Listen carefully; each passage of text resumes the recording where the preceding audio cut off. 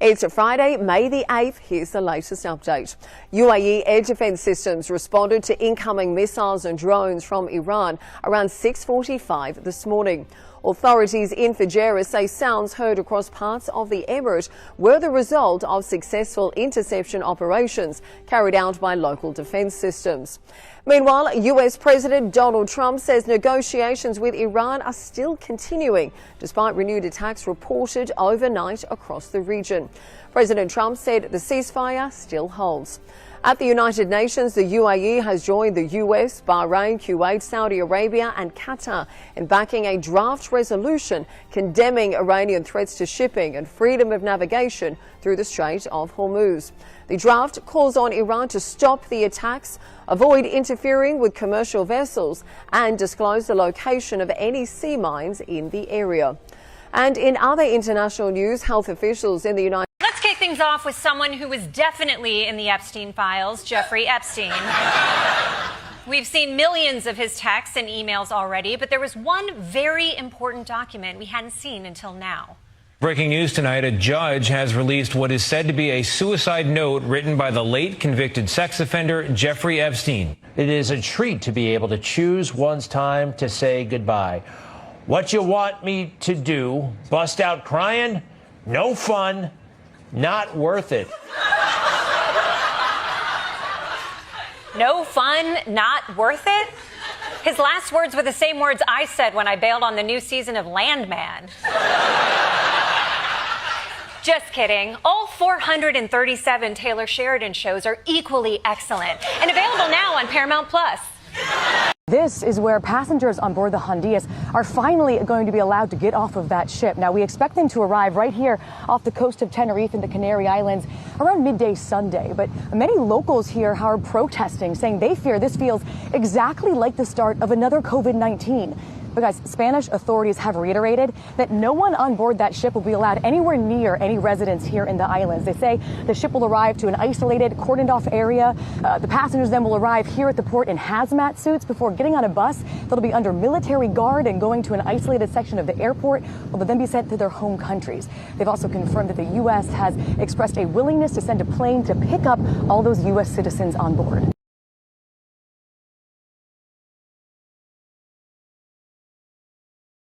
The first ever road bridge between North Korea and Russia is about to open, and we've been tracking its construction from space. Kim Jong-un and Vladimir Putin agreed to build it back in 2024, and over the last year we've monitored satellite images as the building work started, the bridge took shape, and now almost fully built. Last month, the two sides of the bridge joined up, and Russia says construction is set to finish in June. It's right next to the only other bridge between the two countries, a railway link called the Friendship Bridge. Russia says the new road bridge will be able to handle 300 vehicles and nearly 3,000 people every day. It's expected to become a key trade route, and experts say it could be used to transport weapons. An estimated 15,000 North Korean troops have been sent to fight alongside Russian forces as part of Moscow's invasion of Ukraine.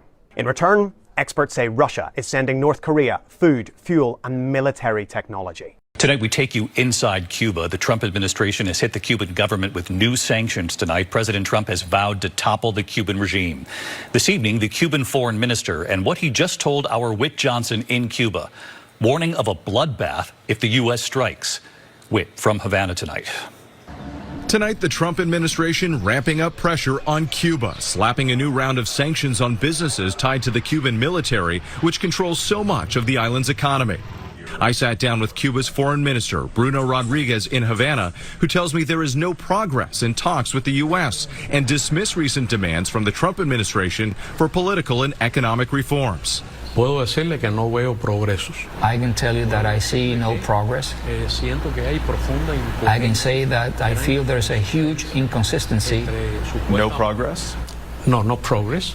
For weeks, President Trump has repeatedly threatened potential military action against Cuba. Cuba's going to be next. Cuba's going to... You know him as the voice of nature. You don't stare at a gorilla. That's a challenging thing to do. But here are some things you probably didn't know about Sir David Attenborough as he turns 100. Used to be able to do a very good wolf call. Oh! He's been on television for more than 70 years. Attenborough started at the BBC in the 1950s, making him the longest-serving TV presenter ever, according to the Guinness World Records.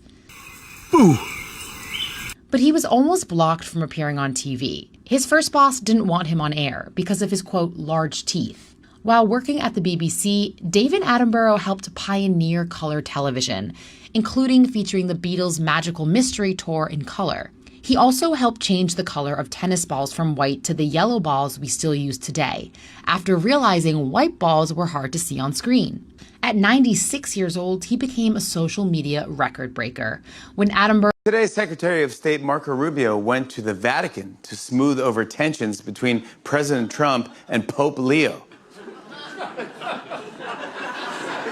You know, Trump might have taken things too far when even the Pope is like, I'm having a tough time forgiving this guy. I don't know. Rubio's in a tough spot because he's a devout Catholic, but Trump is his boss. So they're basically putting him in the middle and seeing which parent he goes to. It's like, come on, little Marco, come to daddy. Come to daddy. Come on, little Marco. What? Come on. Who gives you treats? Who gives you treats? At the meeting, the Pope gifted Rubio with a pen, and Rubio gifted the Pope a small crystal paperweight. So they both ran a paper source, I guess, 5 minutes before they met each other. Can we see a photo of the Pope and Rubio together? Look like two guys waiting for their wives outside Ann Town. Pope is like, so you're wearing heels? And Rubio's like, I thought you were wearing the hat. A love tap.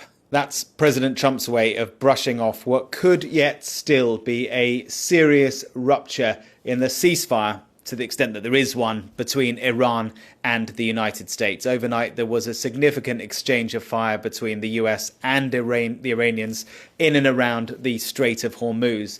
We first heard from the Iranians that locations have been hit in various areas around the port of Bandar Abbas in Minab and on the island of Qashem.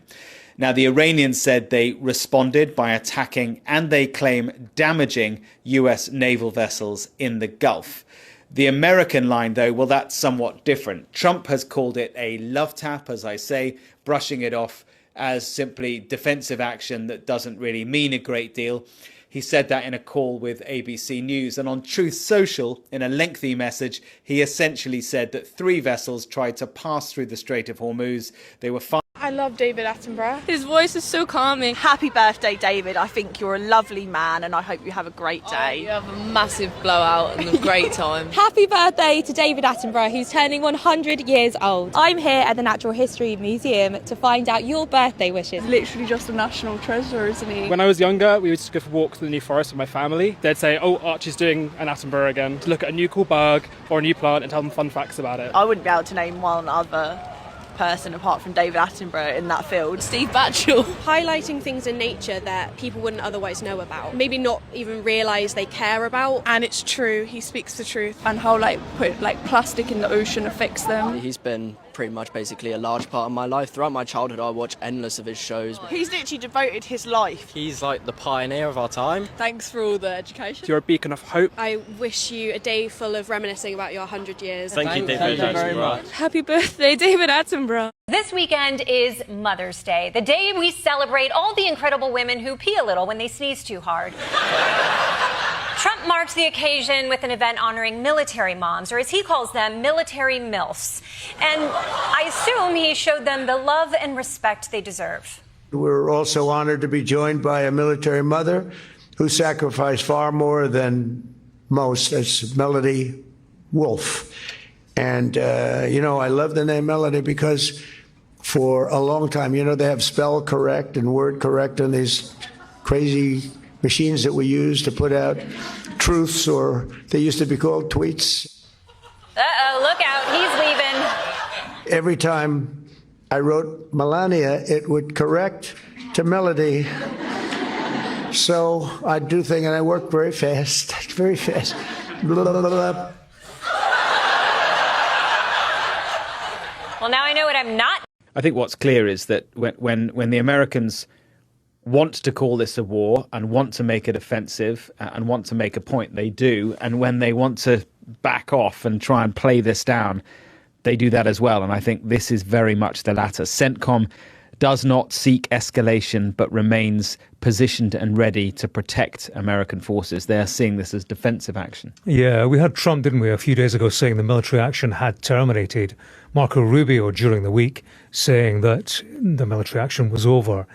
The Americans, as you say, Mark, they're calling this defensive, but I mean, for me, it has a look of significant escalation, very much in keeping with a pattern of entrenchment in all of this. Two countries very far apart in terms of agreement, but very close to the brink of war, and all the while, struggling for compromise. I think the Americans, it's in their interest to call it defensive, of course, because they have this issue of Amazon has started delivering parcels using drones for the first time in the UK. Up to 100 flights a day, or 10 an hour, are being launched in Darlington from the local fulfilment centre. Everyday essentials are being delivered to eligible customers in as little as 2 hours. Well, initially it was a novelty, so we were ordering everything under the sun. Anything that was available, pens, paper, chocolates, just to make it keep coming. Amazon is the first retailer in the UK to use autonomous drones for everyday shopping. The MK-30s are sophisticated, fitted with technology to avoid and detect obstacles like washing lines, trampolines, other aircraft,